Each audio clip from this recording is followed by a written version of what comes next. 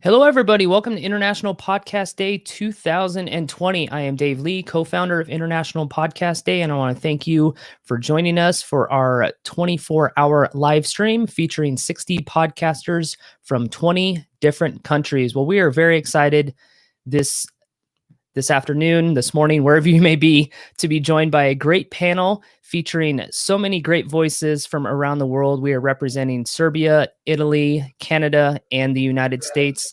I want to welcome in Anesa, Spencer, Beverly, Francesco, and Nenad. How are all of you doing today? Great, thank you. Great, Dave. Thank you. Good, excellent. Before I kick off the show and give it to you, I did want to give a little shout out to our sponsors for the event. You can find those over at internationalpodcastday.com/sponsors. Our platinum sponsor for the event is Blueberry. They provide the most powerful tools in podcasting. You can find a promo code to get a 30-day free trial simply by heading over to that website. We'd also like to thank our gold sponsors, Focusrite and Podiant. And of course, without the events, without their support, the event wouldn't be possible. And as I mentioned earlier, the event wouldn't be possible with our amazing panel that we have today, along with the 60 podcasters from 26 different countries. So definitely go over to internationalpodcastday.com/sponsors, as well as internationalpodcastday.com/speakers to learn more about everybody that is presenting on the event and celebration this year. So now I want to turn it over to the panel. I want to thank you all so much for this great panel. That we have never had anything like this on International Podcast Day. And so to have the podcast as a medium for conveying think tank ideas, perspectives from both sides of the Atlantic, I am very excited. And welcome to the International Podcast Day broadcast. Thank you. Thank you, Dave. So, hello, everyone. My name is Anesa Omeragic. Firstly, I would like to say thank you to the International Podcast Day for inviting us to organize and to shape and participate in such a great initiative. We are really honored to participate in the event like this. So today we are going to talk about the podcast as a medium for conveying think tanks ideas. We all know that shortly after podcasts became a trend in the USA, other countries began to catch podcast fever. And started to listen to them more and more. So this fever spread very quickly to the EU and to the countries of the southeast of the continent that aspire to EU membership. However, there are dozens of podcasts here, but they are not so common and popular among think tanks in Europe and in southeast of the Europe as they are in America. So in the next hour, we will be discussing what are the challenges of running think tanks podcast in America and what are the challenges in Europe and in the countries that aspire to EU membership, among which is Serbia, country where I am from. So additionally, we will also debate whether we could and how we should reach more people, or should we maybe focus on some more narrow audience as a think tank. So we will cover recent events, focusing whether the number of listeners increased during COVID-19 or not, and what actually affects the listenership of the episode. Plus, you will have opportunity to ask questions to our panelists via comment section. So in order to leave more time to my panelists, I will stop here. Just to introduce you with today's panelists, we have Beverly Kirk, a fellow and the director for outreach at the Center for Strategic and International Studies in Washington, D.C. She's also a director of Smart Women, Smart Power Initiative and podcast. We are also joined by Francesco Rocchetti, Secretary General at the Italian Institute for International Political Studies from Italy, Spencer Tripp, Communications and Digital Media Director at the Center for International Governance Innovation, CG, and Nenad Sebek, a long-time BBC radio host, podcast host, media and communication consultant from Serbia. And I, Anesa Omeragic, I am an events and communication coordinator at the European Policy Center, CEP, a Belgrade-based independent think tank. So Hello, everyone, again. And since the podcast trend started with the USA, I will like to give the floor to Beverly first. So, Beverly, how long has your organization had a podcast? Uh, why did you, as a Tic Tac, decided to start recording it? Anesa, thank you so much for inviting me to be here today, and hello to all the panelists. CSIS earliest podcast started back in the fall of 2014, and that includes the podcast that I host, Smart Women, Smart Power, and it was a way of reaching our audience in the different mediums where they are present. One of the things that we like to say at CSIS is we like to reach people wherever they are. And as you noted, podcasts were beginning to take off as a trend. And so we got in on the game fairly early. And now we have, if you look at our website, there are 34 podcasts listed. 26 of them are active, 8 of them are inactive because we have some podcasts that go for a limited series or for just a short period of time. And then we have other podcasts such as mine, which are posted bi-weekly and are indefinite. But really, it was an effort to just, as we were moving more of our material online and promoting our materials, our reports and briefs and other items online, podcasts felt like a next natural step.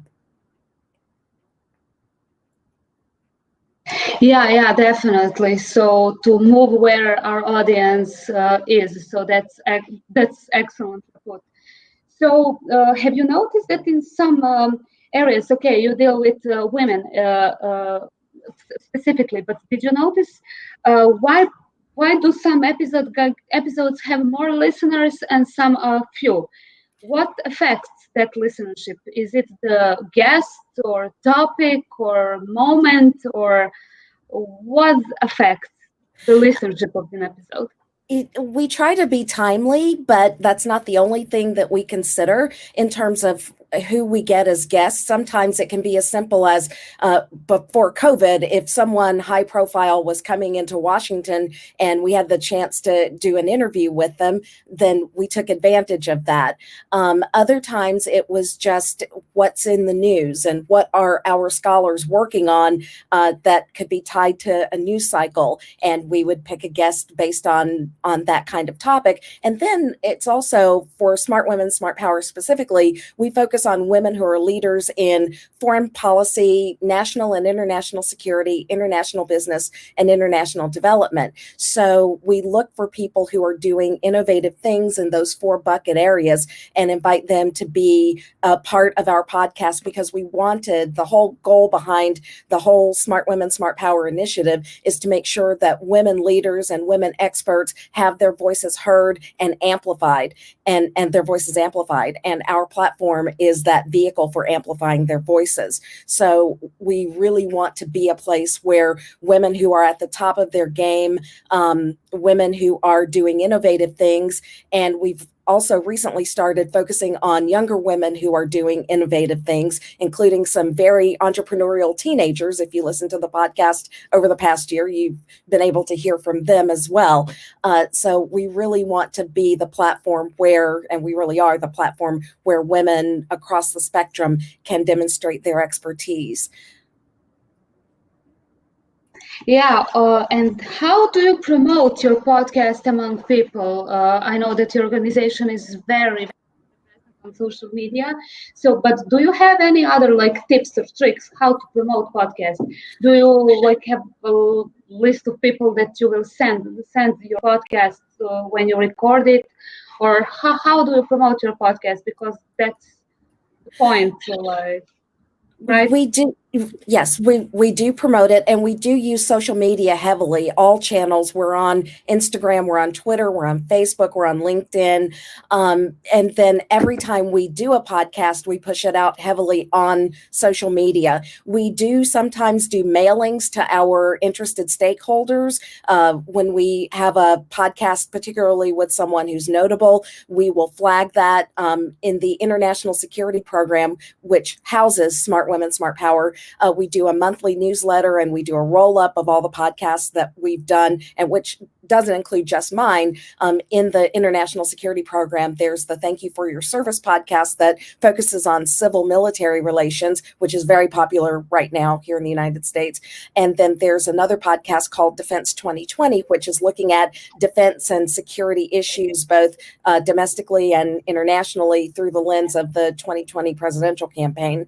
And that's one of the limited series podcasts that I mentioned. When 2020 is over, it will end. But we promote each other's podcasts as well. Yeah, so according to everything you said, I think that you are really a podcast lover as I am. So do you think that podcasts will only get more and more popular, like in the next couple of years? It's not something that is in decline, but only increasing. I don't know. In America, I read somewhere that 75% of people listen to podcasts. So that's quite impressive. Yeah. It's a very credible number, and I do think podcasts are increasing in popularity. And I think the key is just being a bit reactive to what people are interested in, and while at the same time being proactive and putting out the material from our think tank, because as I said, we want to meet people where they are. And we know that the numbers are increasing just because of what's happened with COVID. And I'll give you a couple of statistics. Between March and June of 2019, we on average produced 16 episodes per month. Podcast episodes per month, or podcasts per month, I should say. And the average listens was just over 17,000 per month. For that same period, March to June of 2020, 46 podcasts per month and 123,000. Wow, that's so impressive. So impressive. That was going to be my next question. How COVID-19 affected your podcast? So you basically gave me the answer. So I would just like to ask you, what do you think, like, if you can list it to three the most important things for a podcast to be successful? Oh, three things for a podcast to be successful. One is knowing and understanding the audience that you're targeting. In my case, it's women leaders, women experts, and that's across the board for the podcast. Young women who are either in school, in university, who aspire to be in either foreign policy, national, international security, international business, international development, or women who are at the top of their game in those four bucket areas. That's our audience. And we want to spotlight them and provide information to them. So we've spent a lot of time figuring out who's in that audience and talking about the issues that are of interest and are of concern to them. Also, for being successful with a podcast, I think having a genuine interest in the audience is really, really key. If you're doing great work, but it's not of interest to the people that you want to listen, then you have a problem. So you have to really drill down on who's in the audience and target them, because podcasts serve a niche audience, and there are niche audiences for just about any topic that you can think about. I think those are probably the top two. And as for the third is kind of an X factor. It's sort of just being in the right place at the right time, or covering a popular topic at a moment when people are interested in it. And I think that, I hate to say that depends on just kind of being lucky, but I think it does depend a lot on that as well.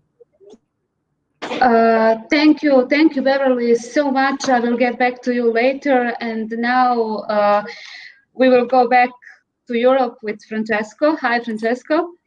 Can you tell us something about ISPI's experience with podcasts? ISPI is very, very focused on digital communications. We know that. But why do you think it's a good idea for think tank to have a podcast? Well, we are focused on digital communication now because there's no other way at the moment to reach a specific audience. So in Italy, physical events have not restarted yet, as in most part of the world, I guess. And events will probably be asleep until the end of the pandemic. In this context, the pandemic, during the spring, we ran a season of our podcast. So we don't have many podcasts as CSIS has, but we have one podcast with different season, and we ran one during the pandemic. It's called ISP Express, and it was just another way of simply doing our job with different means, of course, because we couldn't have other. We wanted to communicate how the world was changing very quickly, even though people were not realizing it. I mean, we were, and we still a little bit are, focused only on the pandemic and not on the rest of the world. So, but things were happening, you know? And I mean, the migrants from Africa had stopped their journey. Iran was suffering an enormous political and sanitary crisis. In Yemen, the famine was even more aggressive since all the humanitarian aid had stopped, etc., etc., etc. I mean, you know all this stuff.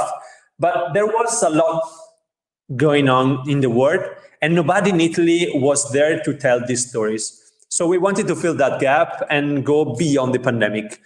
And the podcast was a great way to go beyond the pandemic because it's fully digital, is recorded online, offline, assembled, and then available to everybody, no? So finally, the podcast had that moment symbolic value because it was recorded and produced in Bergamo, my hometown, which was at the time the most affected city of the world by the pandemic. And the podcast was a way of keeping our lights on, even in dark times. Yeah, that was your slogan, right? Yes, it was. We did a campaign, keeping the lights on. So, Francesco, you only have a podcast in Italian. All of us here have a podcast in English. So do you believe that somewhat limits you in your outreach, in the topics you cover? What do you think? Why did you decide to run it in Italian and not in English? Well, actually, as you may have heard from Kirk, and you will hear from also Spencer, I mean, internationally, there's a lot of competition, and they all have super good podcasts. I listen to those podcasts. I'm really passionate of podcasts, so I listen to them. But we chose to go full in Italian because the audience we wanted to reach was not the usual international community of think tanks and experts. We wanted to reach, let's say, a younger generation who generally does not read our newsletters, does not read our reports, but it's very, very interested in what happens around the world. So the response from the audience was good. I mean, young people listen to our podcast. I mean, not huge amount of people, but we have a good response. And we will therefore, we will continue probably in this direction. And how are podcasts popular in Italy? Do other think tanks in Italy also have podcasts? I mean, they are becoming a thing only now, let's say now in the last couple of years. And the potential audience is growing, but it is still very limited. I mean, consider that, in any case, podcasts are still listened by a very limited number of people who, for instance, listen also to podcasts in English. Because if you look at the top 10 of our podcasts in Italy, the weekly top 10, you always have the BBC or the New York Times podcast listed in that ranking. So it's still a very limited audience. Okay, and Francesco, what are your tips for good podcast? How to make a great podcast? What different? Oh, that's a very difficult question. I would say I would go with 3 as well. I would say the first one is really to stay on the news, on what happens. And of course, do not go beyond what is your mandate in some way. We work on international politics, on geopolitics, on geoeconomics, and we are we are good at this, I hope. But so we don't speak about things that we don't know first, because people want to hear what you know, not okay. The second thing is, I think, to have a goal. I mean, when you start a podcast, you need to have not only an audience, but also, as Kirk was saying before, but a goal. You make a podcast because you want to fill a gap. You want to do something new, something different, and that's very important. And the third, I think, is to try, because podcasting is not something. When you make it right at the first trial, you have to try and to experiment and change it during the season and try new things. So I think this is a secret, and this is how we have been creating ours. But yes, that is really good. But one more question for you. Just I would like to know, what do you think? When people listen to podcasts, why podcasts became so popular? Is it that people don't have time to read anymore, or to watch video, or do they just fill gaps with podcasts, like in the morning or when commuting? What do you think? When do you listen to podcasts? I listen when I go to work and when I go back from work. So that's my moment. And I listen it during the weekend when I'm in the car or in the train going back to my house. In these moments. So I think there's a little bit of hype on podcasts now. They're very cool. But I think there's still a long way to make podcasts, let's say, available and to a wider audience. And I think there's one very big weakness in this, in my opinion. It's very difficult to promote the podcast outside the podcaster community. I would say that for the moment, the promotion of the podcast is the least exciting things to run in the podcast world. Sure, we promote it on social media with a dedicated newsletter and on all the possible platforms, but this is the routine for everybody. And we would love to do more. There's still a gap to be filled in this.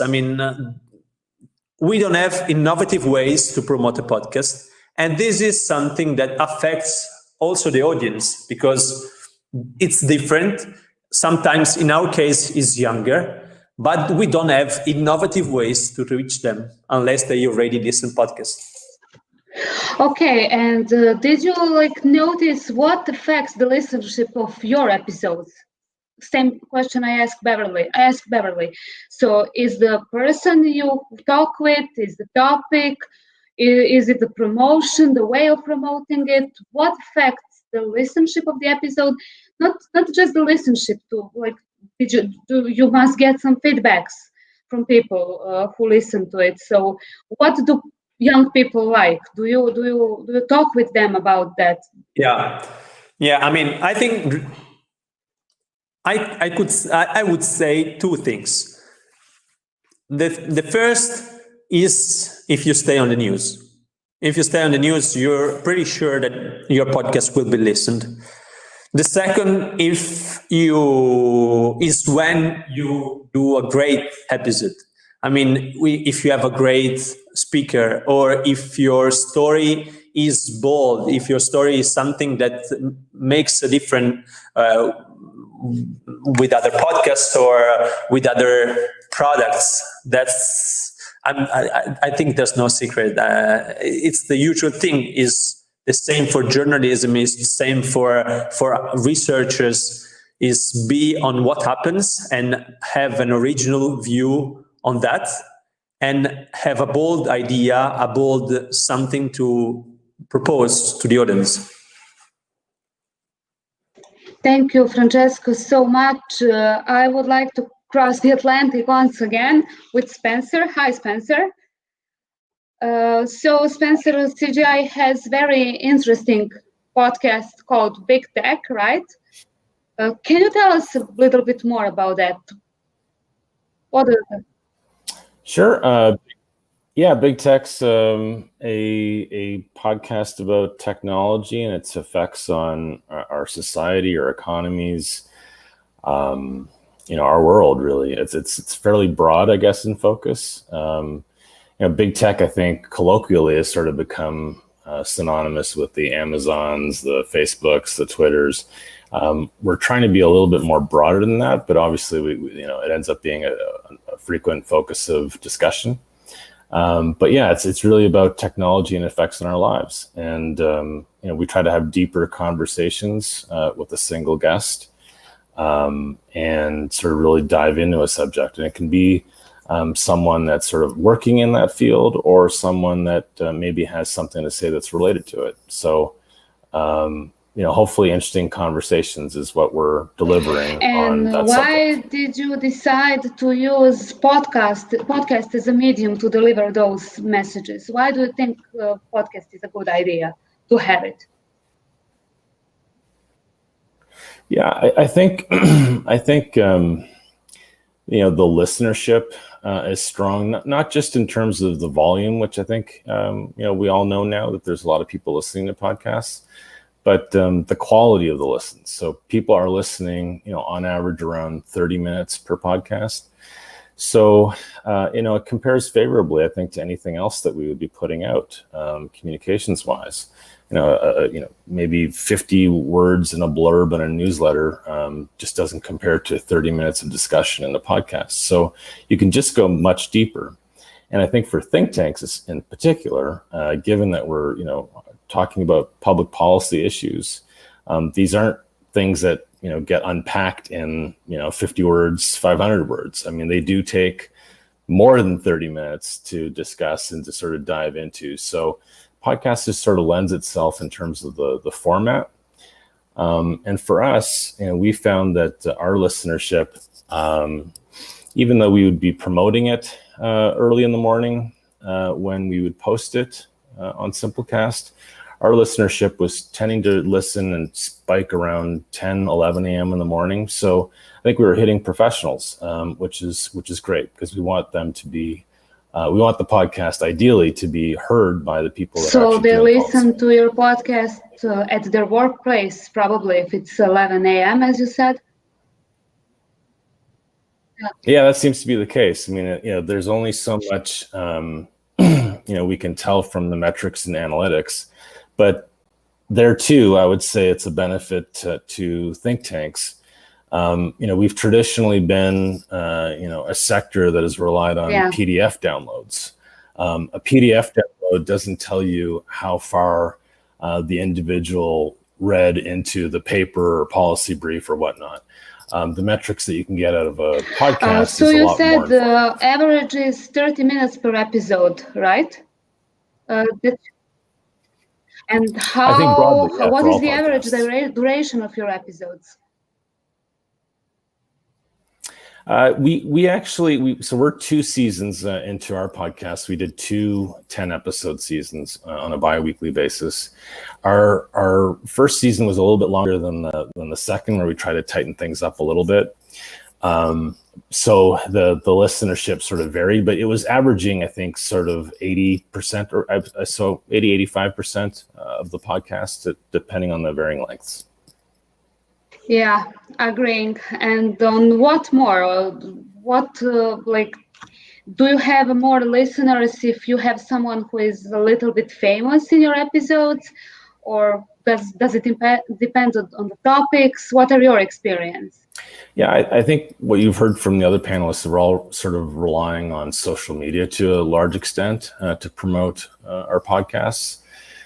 And so maybe no surprise, but guests that have strong social networks ended up doing pretty well. So, obviously we're looking for, quality guests first and foremost, but if they do have strong social networks, then that is certainly a boon to the podcast episode.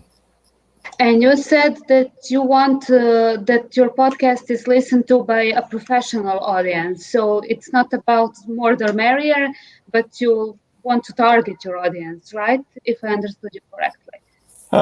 Yeah, I mean, I think there's always a classic sort of quantity versus quality argument to be made. There's something to be said about quantity, no doubt about that. On the other hand, you don't need quantity to be effective. So, let's just say that we're interested in growing our audience, but if we can grow it in the right direction, even better. Okay, and I would like to ask you also, what do you think is most important to have a good podcast? Well, I agree. I agree with Beverly and Francesco on everything they said. So I was thinking about this, anticipating you might ask. And I think I'll try to find three, since that's our magic number. I'll try to find three other things. So I think maybe first and, I don't know, foremost, but certainly a key element would be the host and the passion that they bring and the commitment that they bring. Doing a good podcast, especially if you're doing sort of a long form conversation, requires a good amount of preparation. It's not something you can just sort of, walk into and wing it. So I think the host preparation and just sort of the passion that they bring to the subject and the conversation is hugely important. Second, I would say having a regular schedule to a podcast is also key. I think if you want to grow your subscriber base, you're going to have to have some regularity, some sort of understanding that if they subscribe to it, they're going to be receiving on a regular basis that notification that the new episode's ready. They're more likely to sort of follow that podcast on a regular basis, maybe tell other people about it. As much as we're trying to promote things in a paid sense on social media or otherwise, organic growth is important too. So that's, word of mouth and people sharing. So I think if you can deliver a regular podcast, it's definitely helpful. And then three, maybe related to, the try theme is patience, because there's so many podcasts out there. And because no one's going to just sort of be an overnight success, you have to sort of be as committed as maybe your host is as an organization. So are you going to weather the fact that maybe it's going to be fewer downloads to start and hopefully building up to something bigger? And I think it just requires a good amount of patience, but also commitment. Don't walk into a podcast expecting it to be a great success after 10 or 20 episodes. It's going to take longer than that. Thank you, Spencer, so much. And one more question for you is how COVID-19 affected your work?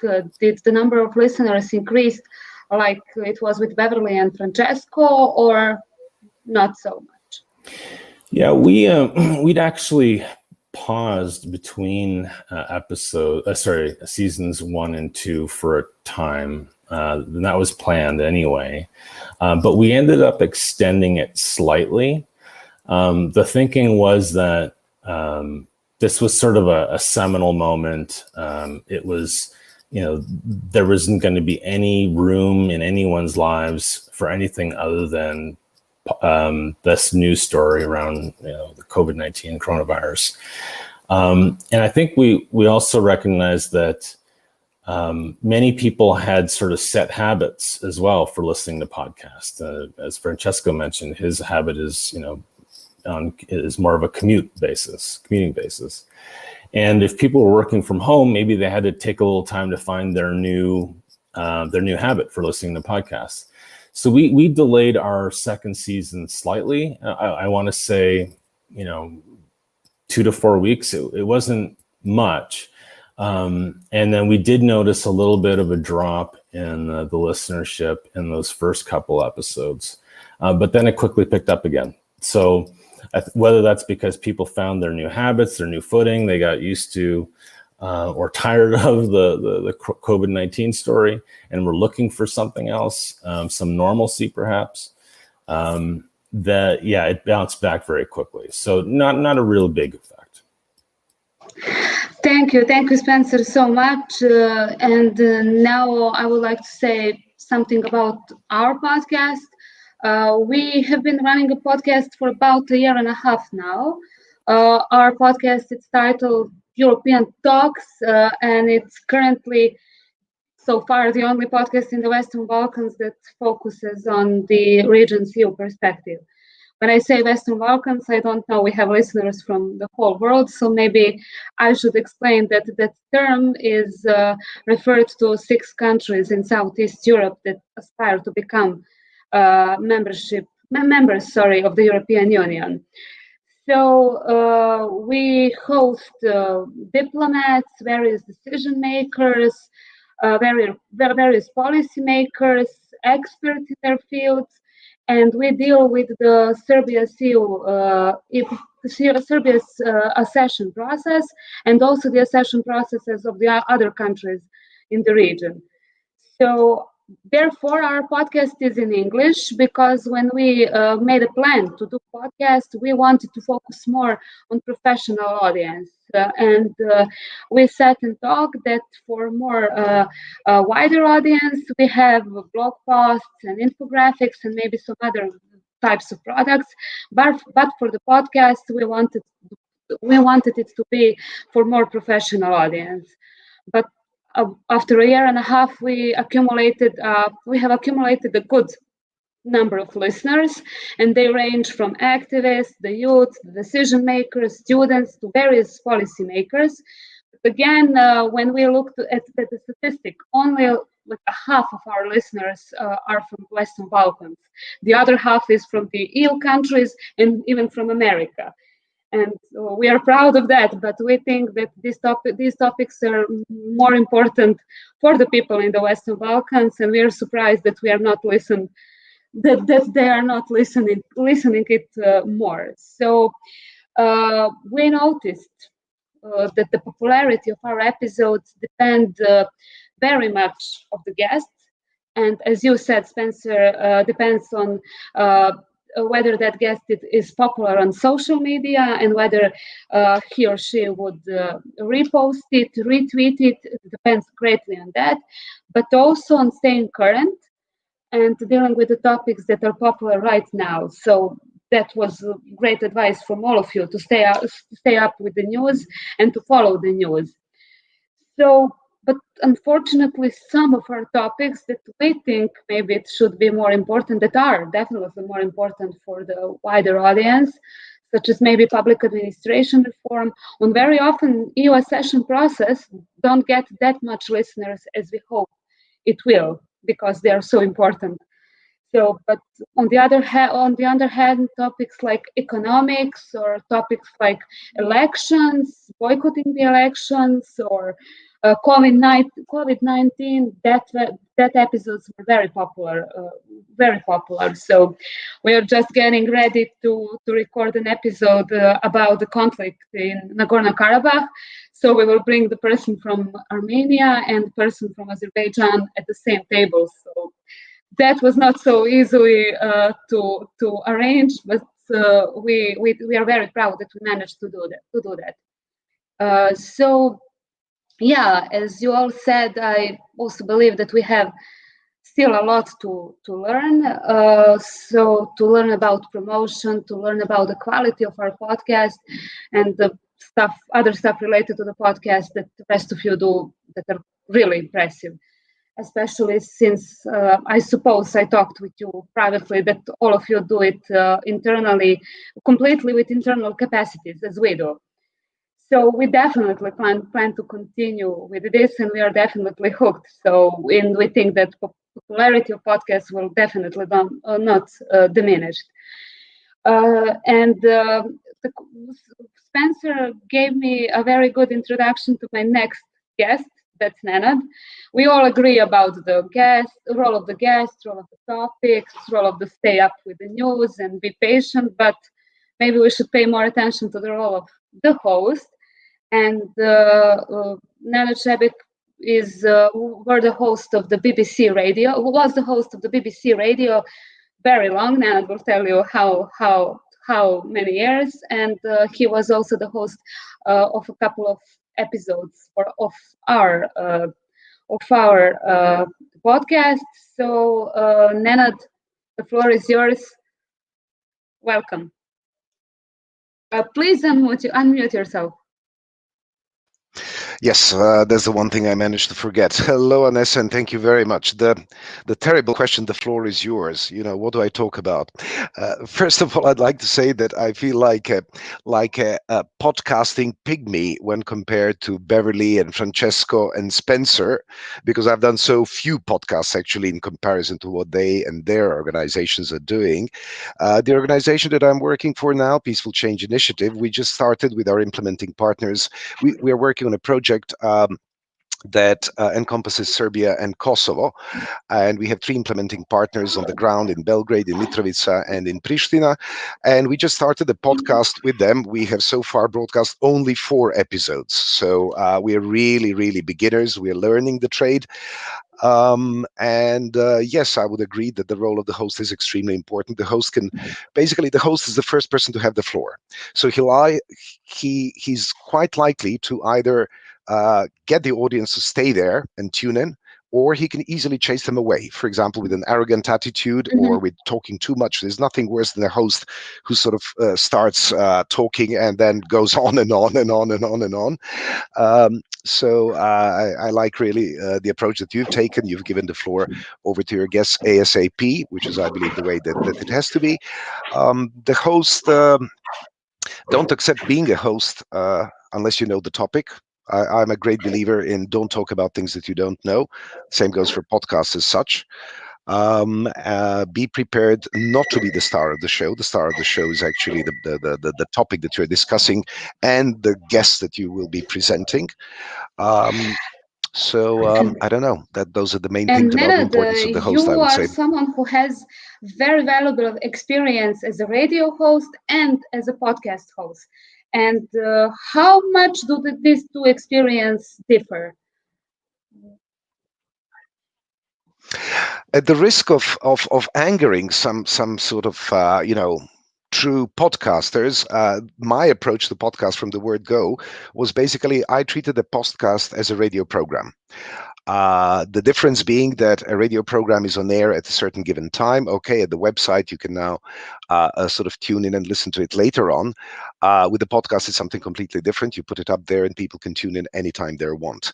But the actual essence, my approach, at least to podcast, was I look at it as a radio program.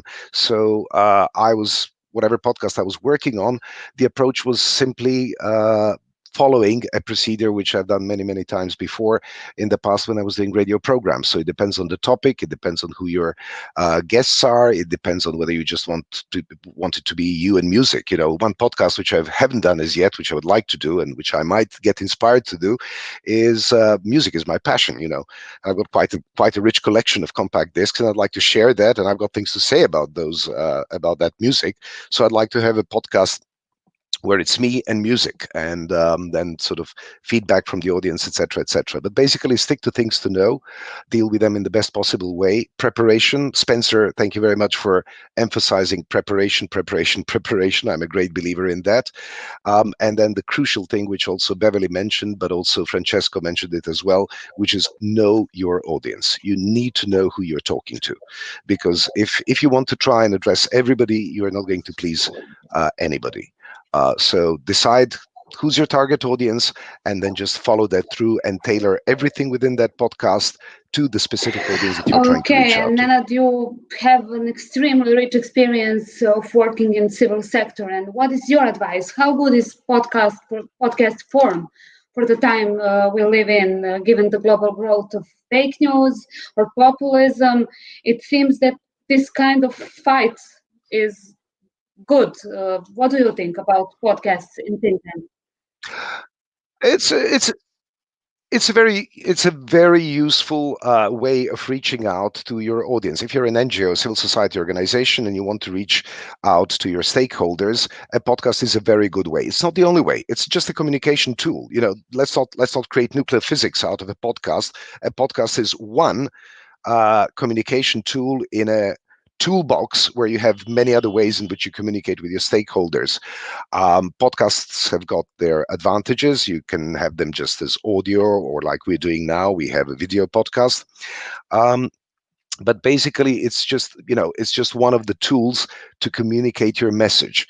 In the most NGOs are very serious about what they do. They have a mission. They have a task. They believe. They tend to be sort of real believers in what they're doing. In the case of your organization, Anesa, the Center for European Policy, you're a think tank that tries to promote the European integration of the Western Balkans. So this will be one of the tools that you'll be using. And certainly in the times of pandemic, it might turn out to be possibly the only tool you're using. For example, the project that I'm working on, Albert project, we were supposed to have a number of trips to Kosovo, a number of meetings, a number of conferences, etc., etc. Instead of that, it's all happening online, i.e. podcasts have become a little bit more relevant than maybe they would in non-COVID so times. Nenad, you had experience working as a journalist. So what are your tips and tricks how to promote podcasts? Can like podcasts become and journalism be linked in some ways? What are your tips and tricks? How to promote podcasts the best? Well, I belong to the old school of journalism, which means that I believe that certain things are allowed and certain things are not allowed. I don't believe that fake news exists, for example, because a news, either it's a news item or it's fake. You can't have fake news, no matter how much Donald Trump tries to promote the term. I don't believe that there is such a thing as fake news. News have to be truthful if they're to be news. If they're not truthful, they're called lies, not fake news. Very interesting. How to promote podcasts? Sorry, very interesting. Yeah, no, it's just it's just my way of thinking. I'm not negating that there are things which we call fake news. Fake news. I just have an issue with the name. I think it's wrong. I think we shouldn't. I think we should call fake news lies, because that's what they are. How to promote? Well, ideally, if you've got tons and tons of money, you buy advertising space on the main national television programs, radio, newspapers, dailies, weeklies. However, since probably nobody has that possibility, it's you create quality. If you create quality, there'll be a word of mouth. The greatest advertising tool in the world is actually a recommendation by somebody who's tuned in or tasted this kind of pasta or prefers that kind of ketchup. If you create a good quality product, that's one of your best advertising tools. However, it needs to be used. In other words, animate your stakeholders, boost your Facebook, boost your social networks, but use your project partners. Almost none of us in the civil society sector work on projects on our own. We always, or almost always, work in partnerships. So animate your partners to animate their partners to animate their partners, and there you go. The word spreads around, and if your product is good, you will get the audience. Eventually, Spencer also mentioned the need, and I think Francesco also spoke about that. You also need a bit of patience. Things don't happen overnight. And Nenad, that brings me to my next question. Magical 3 things for great podcast. No, they were already all mentioned, so I'm not going to waste your time. Maybe I'll just say, know your audience, know your audience, know your audience. Okay, that's excellent too. So Beverly, I would like to get back on you now and to give you floor for about a minute to conclude everything you said, and to tell honestly, are you crazy about podcasts? Do you like to listen to podcasts, and maybe recommend some good podcasts to us? I don't know if we're allowed to do that, but yeah. I do listen to a lot of podcasts. I'm like Francesco. Back before COVID, my commute time was when I listened to the podcast most. And actually, we tailor our podcast. We try to keep them to the 30-minute limit that Spencer mentioned, between 20 and 30 minutes. That's a good average listen time that the statistics show. That's about the amount of time people will spend with your podcast. So we try to make our podcast fit within that window. And as far as closing thoughts, the know your audience, I truly believe in that. And I guess as far as other podcasts, I do listen. Most of them are the other CSIS podcasts. I mentioned two of ours, Defense 2020 and Thank You for Your Service. There's also The Truth of the Matter, Take as Directed. Our global health people do that podcast, and it's all about COVID these days.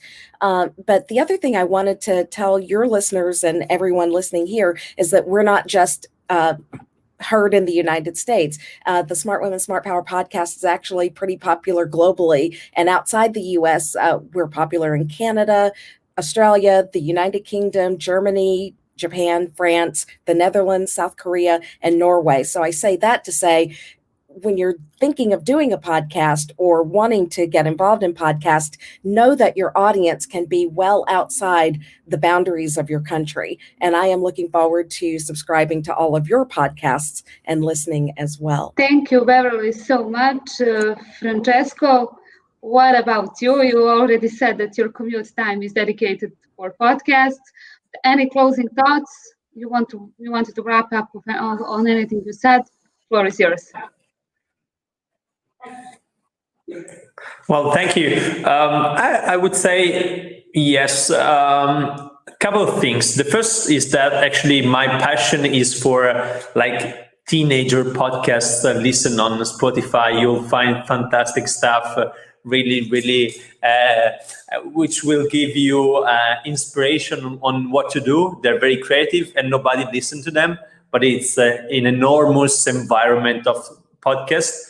And it's something you should look for if you're interested in this. And I think podcast in the end is another arena where think tanks can play a role, and can play a role because you can make people aware that think tanks matter in some way, because we try to produce things that matter, and with people who study the things they are speaking about.